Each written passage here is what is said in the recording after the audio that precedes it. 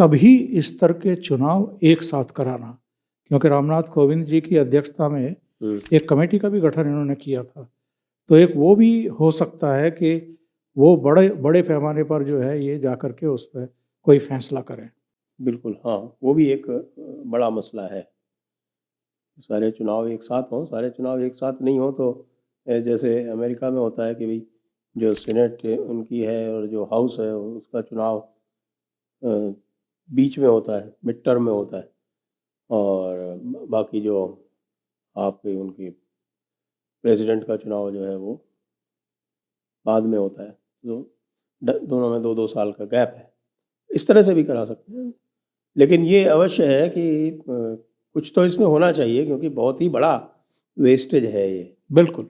आप ये देखिए, लगातार सरकारें जो है वो चुनाव के मोड में ही रहती हैं, और लगातार जब चुनाव करती रहती हैं तो फिर वो सदैव यही देखती रहती हैं, जिसको बोलते हैं कि भाई कंधे के पीछे ऊपर से देखती रहती हैं, भाई पीछे से कोई गोली तो नहीं मार रहा हमको। तो सही, ये भी हो सकता है। तो इसमें अब थोड़ा बात कर लें कि हमारा जो विपक्ष है उसका क्या भविष्य देखते हैं, खासतौर से हमारे राहुल बाबा का क्या भविष्य है, जो कांग्रेस सबसे बड़ी ऑपोजिशन पार्टी है। क्या इसमें ही दो फाड़ नहीं हो जाएगा अगर ये आगे हार गई? क्योंकि अब अगर आप राहुल गांधी को देख लें तो राहुल गांधी जो है वो किसी भी तरह से एक सामान्य आईक्यू के व्यक्ति नहीं लगते। सामान्य आईक्यू का व्यक्ति भी इतनी मूर्खताएं नहीं करता जितनी राजीव गांधी डेली की बेसिस पे करते हैं। बहुत अहम सवाल है संजय जी, क्योंकि अगर राहुल गांधी की जगह कांग्रेस का नेतृत्व कोई और कर रहा होता 2014-2019 में, तो अब तक उसको धक्के मार करके बाहर निकाल दिया गया होता। यानी वो अंधेरे के गर्त में कहीं गुम हो गया होता। लेकिन चूंकि ये राजीव गांधी और सोनिया गांधी का बेटा है, इंदिरा गांधी का पोता है, नेहरू के खानदान से है, इसलिए संगठन पर जिस तरीके से ये कुंडली मार करके बैठ गए हैं, और वो G23 बीच में बना था जिसमें कपिल सिब्बल, भूपेंद्र हुड्डा, विवेक तनखा और गुलाम नबी आज़ाद, बहुत सारे लोग थे। अब उनमें से भी कुछ तो छिटक चुके हैं, कुछ अलग थलग कर दिए गए हैं, कुछ को मना लिया गया है, कुछ लॉलीपॉप दे दिए गए हैं कि आप तो इसको चूसते रहो और लगे रहो कांग्रेस की सेवा में और इस परिवार की सेवा में। लेकिन मुझे ये लगता है, पता नहीं क्यों, क्योंकि मैं कांग्रेस कवर भी कर चुका हूँ और कांग्रेस की रीति नीति से भी मैं अवगत हूँ।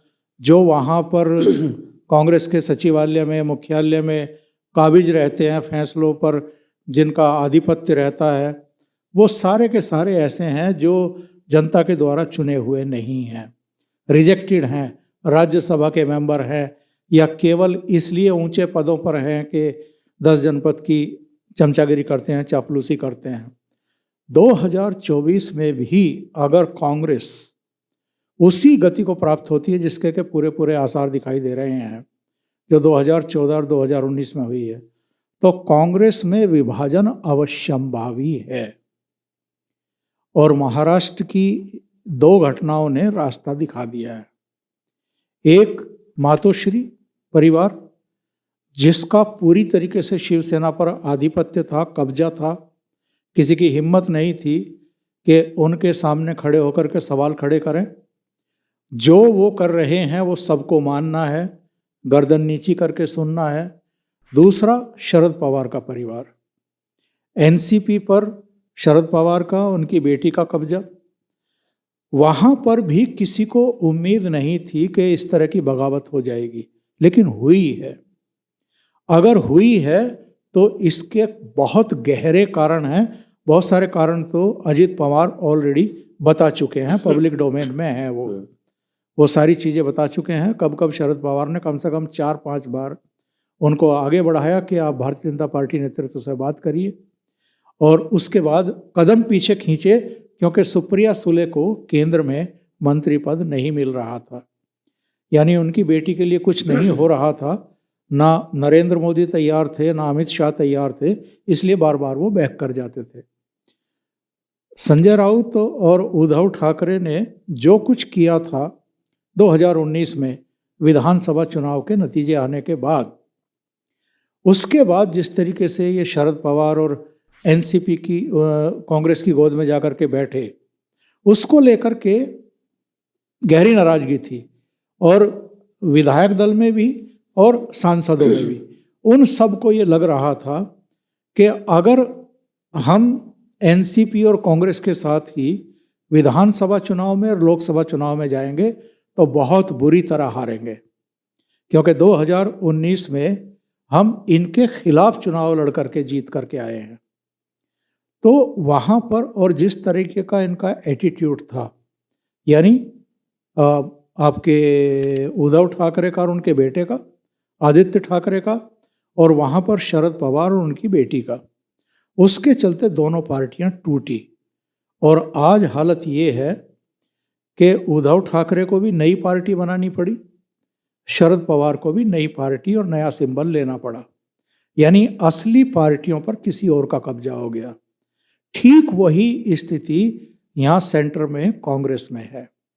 सोनिया गांधी को, चचा केसरी को किस तरीके से उठा करके बाहर फेंका गया था, उनकी नेम प्लेट तोड़ करके सड़क पर फेंक दी गई थी, और सोनिया गांधी को अध्यक्ष पद पर काबिज कराया गया था। कांग्रेस में गांधी भी केवल एक टर्म के लिए अध्यक्ष रहे थे, और ये विदेशी मूल की महिला 1998 से लेकर के, और जब तक मल्लिकार्जुन खड़गे नहीं चुने गए, बीच में एक छोटा सा कार्यकाल इनके बेटे का था, जब ये 2019 के नतीजे आने के बाद नैतिकता का बात करते हुए अध्यक्ष पद छोड़ करके भाग खड़े हुए थे, फिर वो अंतरिम अध्यक्ष बन के बैठ गई थी। और जब तक एक पपेट को नहीं ले आए ये मनमोहन सिंह, दूसरे मनमोहन सिंह को ढूंढ कर नहीं ले आए, तब तक वही अध्यक्ष रही। और अभी भी सुपर प्रेसिडेंट यही है, माँ बेटा, ये बस कहने को अध्यक्ष हैं। तो कहने का मतलब ये है कि यहाँ भी वही स्थिति है।